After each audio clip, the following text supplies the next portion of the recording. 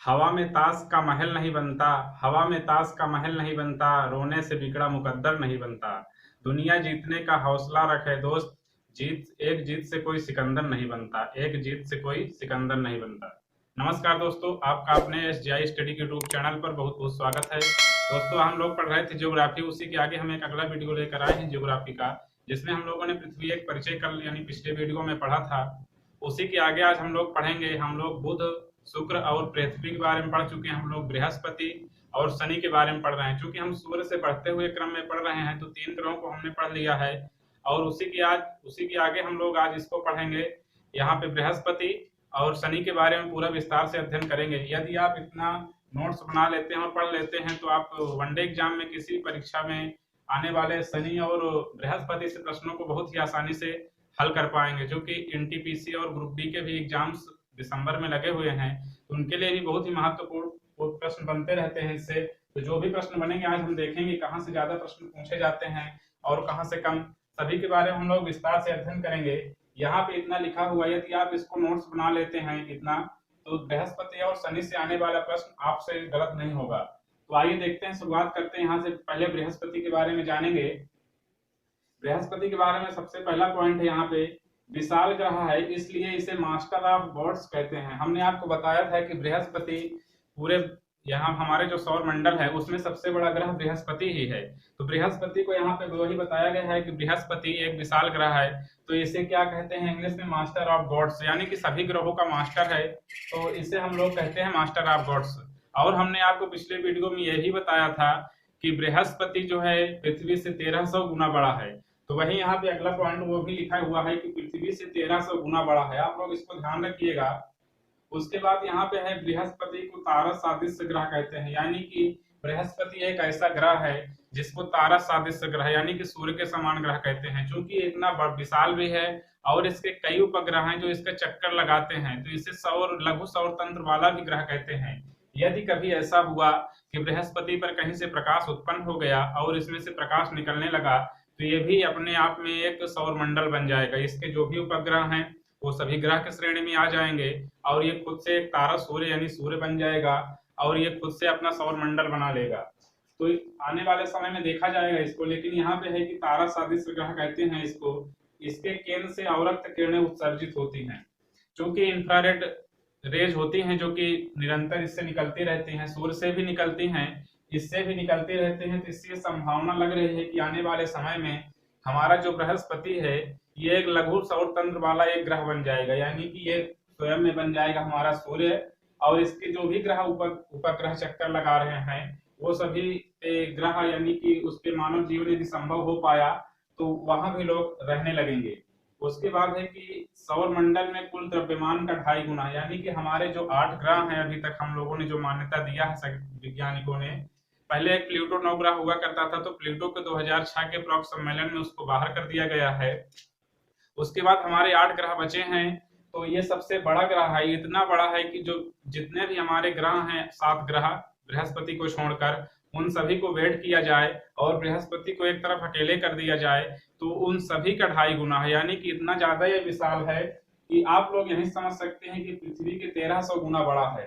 तो सभी ग्रहों का 2.5 गुना हम लोग करेंगे वेट करके, तो इसके बराबर हम लोग पहुंचेंगे। इसका पलायन वेग भी सर्वाधिक है, यानी कि इसका पलायन वेग पृथ्वी के लगभग 2.25 गुना है, यानी कि पृथ्वी से इसका पलायन वेग लगभग 2.5 गुने के बराबर है। तो यहाँ पे जो यह लिखा हुआ है कि द्रव्यमान से 2.5 गुना है इसका, तो द्रव्यमान हुआ 2.5 गुना और इसका पलायन वेग भी इतना ज्यादा है कि यहाँ पे आप लोग खड़े नहीं रह सकते। इतना ज्यादा है कि यदि आपने पांव रख दिया कहीं पे तो आप उसको उठा नहीं पाएंगे। इतना ज्यादा वो इसका गुरुत्वाकर्षण भी है कि आप उसको पांव जल्दी से उठा नहीं पाएंगे। इतना ज्यादा यहाँ पे वायुमंडलीय दाब रहता है। और बृहस्पति को लौह सौर तंत्र वाला ग्रह कहा जाता है।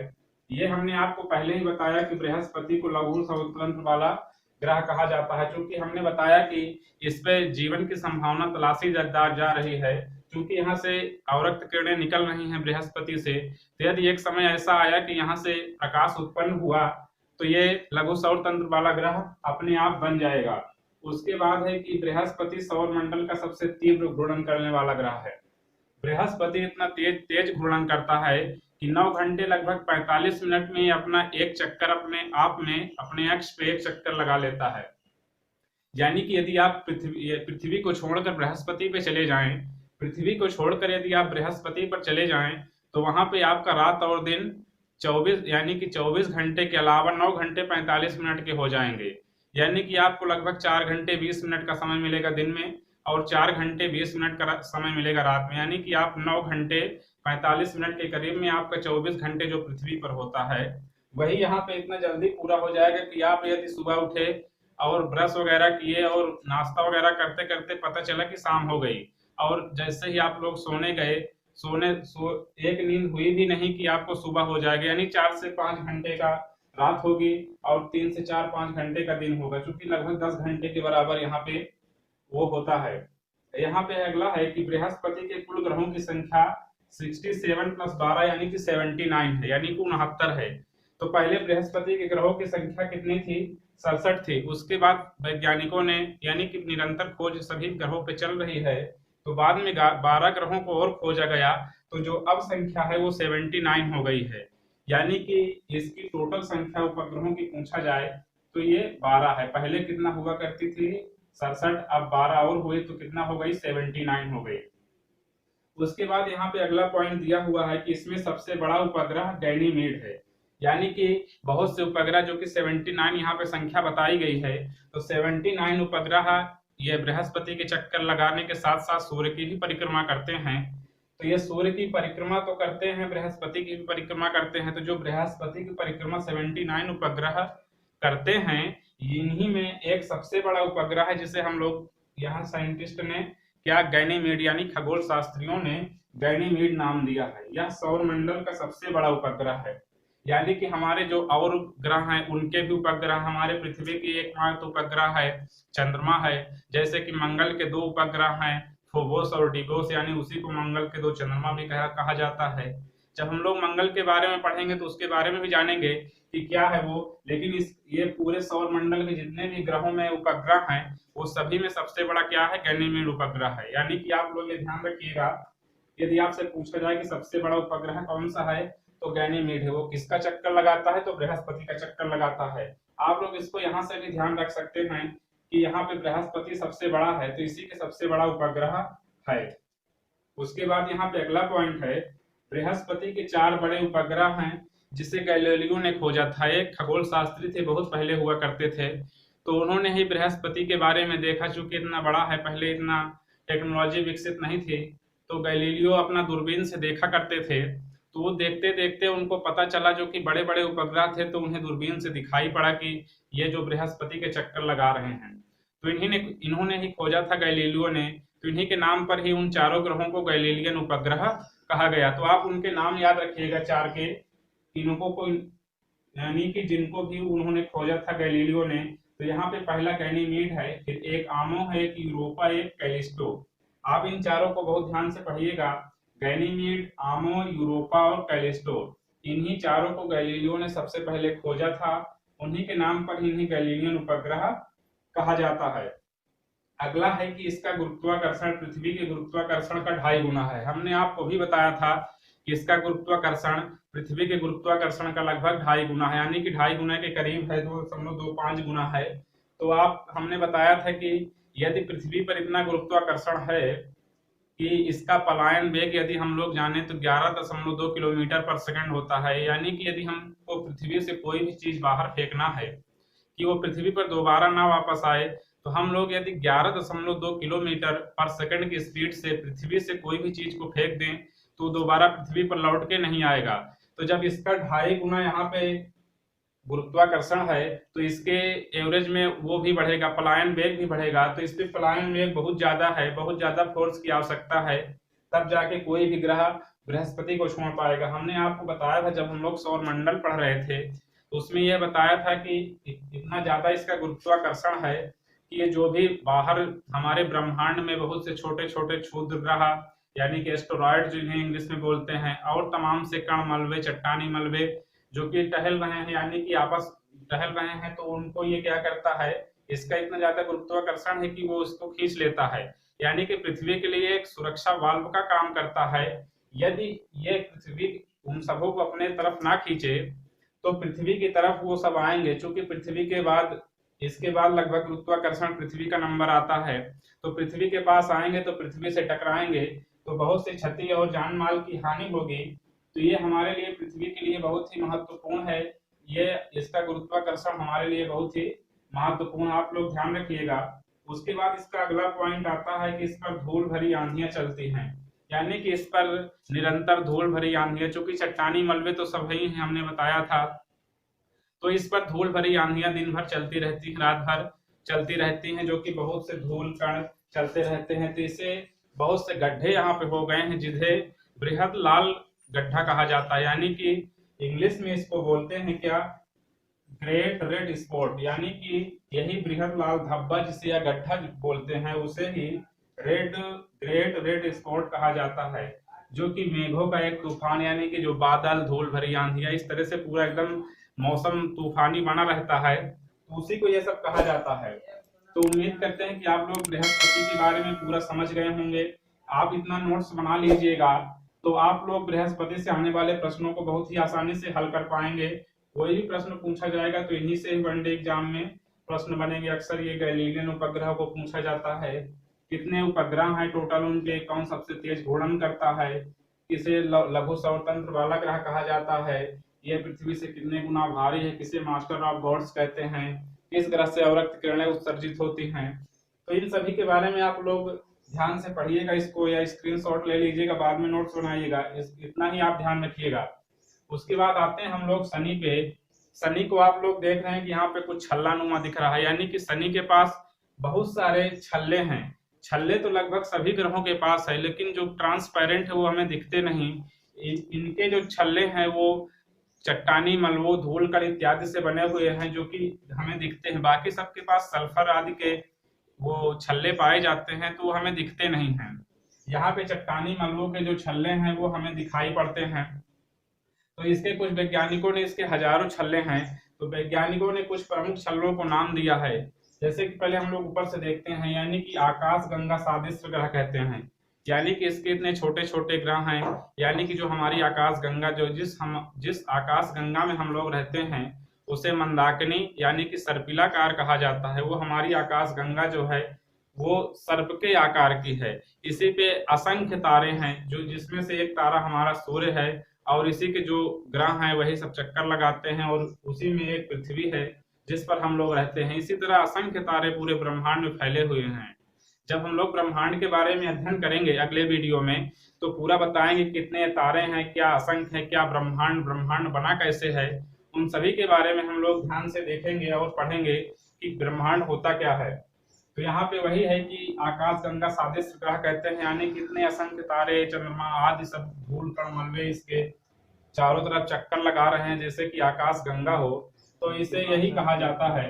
उसके बाद यहाँ पे इसके हजारों छल्ले मौजूद हैं, तो हमने आपको यही बताया कि इसके हजारों छल्ले मौजूद हैं। उसके बाद यहाँ पे अगला पॉइंट है कि इसके 7 छल्ले प्रमुख हैं। तो बृहस्पति के 7 छल्ले हैं, उन्हीं छल्लों में 20 छल्ला सबसे चमकीला छल्ला है। यहाँ पे ग्रह लिखा हुआ है, बल्कि ये ग्रह नहीं, यहाँ पे छल्ला होगा, तो आप लोग इसको लिख लीजिएगा। यहाँ पे वो सबसे चमकीला छल्ला कौन सा है, बी है, यानी कि ABCDEFG इस तरह से वैज्ञानिकों ने नाम दिया है।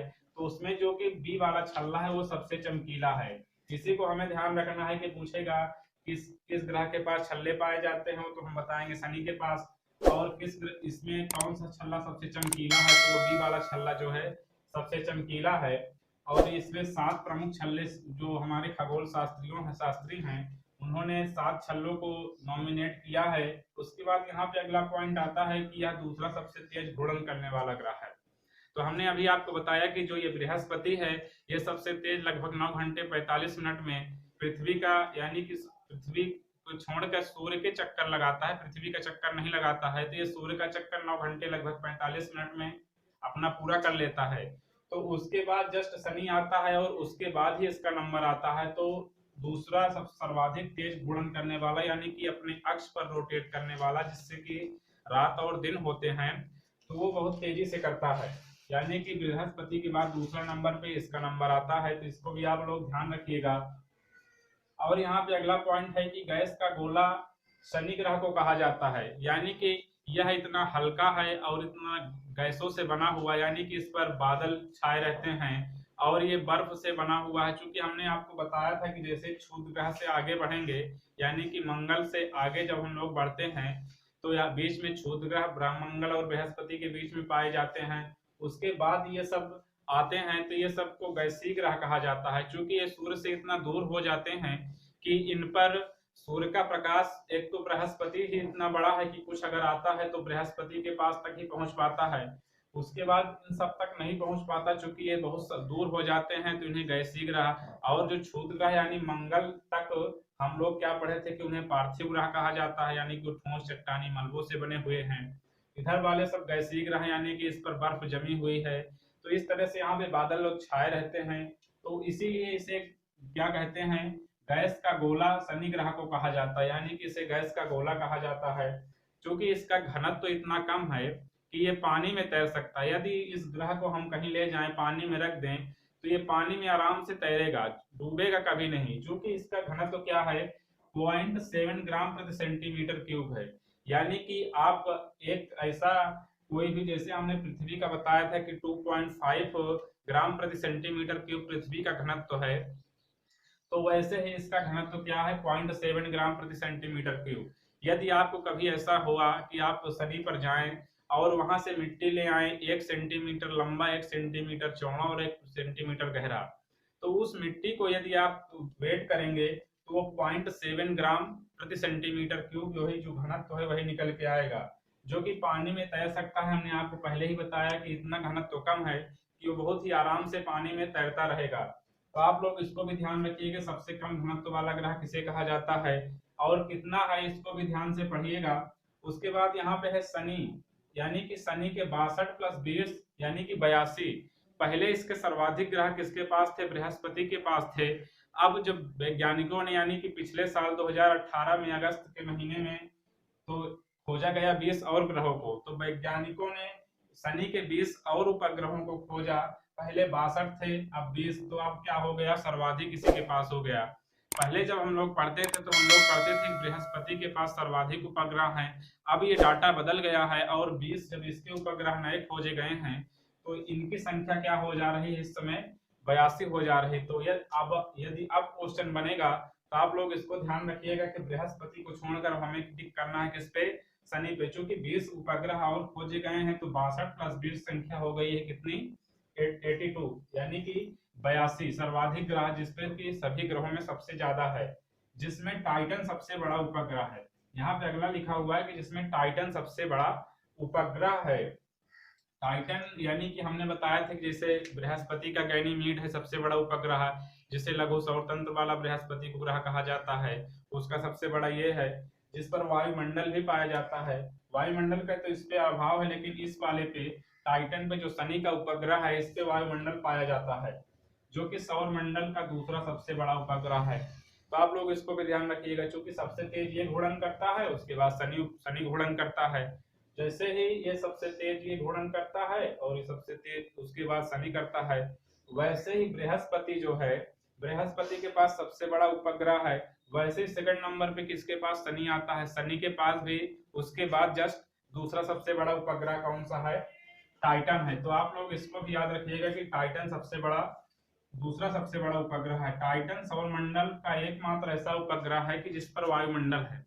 वैज्ञानिकों के प्रयोग निरंतर चल रहे हैं, जिस पर कि ये सब प्रयोग चल रहे हैं, तो वैज्ञानिकों ने ऐसा देखा है, यानी कि इस पर बहुत से यान भेजे गए हैं, तो उस पर यह देखा गया है कि जिस पर एक ऐसा ग्रह है, यानी कि शनि का एक, यदि शनि को सूर्य बना दिया जाए तो इस पर वायुमंडल है, तो आने वाले समय में मानव के जीवन का संभव हो सकते हैं इस पर, यानी कि वायुमंडल है। अब हमें यहाँ पे यह देखना है कि यदि वहाँ पे ऑक्सीजन और कार्बन डाई गैसें अगर हम पा जाते हैं तो हम लोग आसानी से यहाँ पे रह सकते हैं। उसके बारे में जीवन की तलाश चल रही है, जैसे हमने आपको बताया कि लोग मंगल पे तलाश कर रहे हैं, चंद्रमा पे यान भेजे जा रहे हैं, तो वैसे ही चल रहा है खोज। तो टाइटन पे वायुमंडल पाया गया है, ऐसा वैज्ञानिकों ने दावा किया है। तो देखा जाएगा आगे क्या होगा, लेकिन आप अभी से याद रखिएगा कि इस पर वायुमंडल पाया जाता है। तो आपसे क्वेश्चन पूछा जाएगा कि वह कौन सा उपग्रह है जिसपे वायुमंडल है और वो किसका उपग्रह है, तो ये शनि का उपग्रह है और टाइटन है जिस पर की वायुमंडल पाया जाता है। उसके बाद है इस पर वही हमने बताया कि टाइटन पर जीवन की संभावना तलाशने हेतु कौसिनी नामक यान सबसे पहले भेजा गया था। तो आप लोग इसको याद रखिएगा कि इस पर जीवन की संभावना तलाशने हेतु कौसिनी एक यान था, अंतरिक्ष यान था, वही सबसे पहले भेजा गया था शनि पर।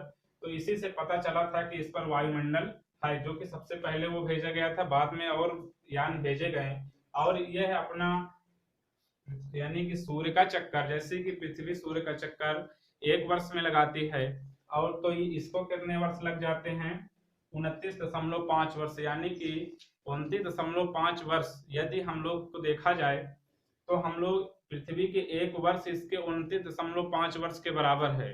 तो यदि आप यहाँ पे रहें तो आपका बर्थडे 29 साल में एक बार आएगा, यानी कि आप पृथ्वी के जैसे कि आप 30 साल के होंगे तो वहां पे 1 साल पूरा होगा, तो आप लगभग 2 से 3 साल ही वहां पे जिंदा रह पाएंगे। क्योंकि देख रहे हैं यहाँ पे 29 वर्ष में ये सूर्य का चक्कर लगाती है, तो यहाँ पे 1 वर्ष यानी कि 2 से 3 साल आप जीवित रह पाएंगे। आपका 2 से 3 बर्थडे में आपकी मृत्यु हो जाएगी। जैसे कि हमने आपको बताया था कि जो शुक्र है वह सूर्य का चक्कर इतना तेजी से लगाता है कि वह 88 दिन में ही सूर्य का चक्कर पूरा कर लेता है।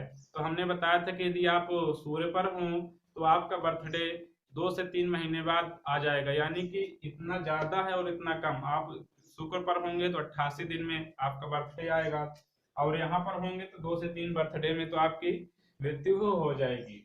उसके बाद यहाँ पे अगला पॉइंट है कि इस पर सबसे तेज तूफान चलते रहते हैं।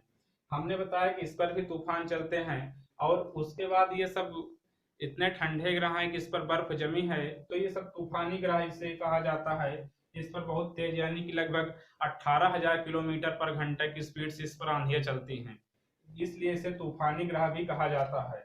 और इसे तैरता हुआ ग्रह भी कहा जाता है, क्योंकि हमने बताया कि यह पानी में नहीं डूबता है, आसानी से तैरता रहता है, तो इसे तैरता हुआ ग्रह भी कहा जाता है। क्योंकि जब पानी में नहीं डूबेगा तो हम लोग क्या कहेंगे, जो चीज पानी में नहीं डूबेगी तो उसे तैरता हुआ कहेंगे ही, तो इसे तैरता हुआ ग्रह भी कहा जाता है।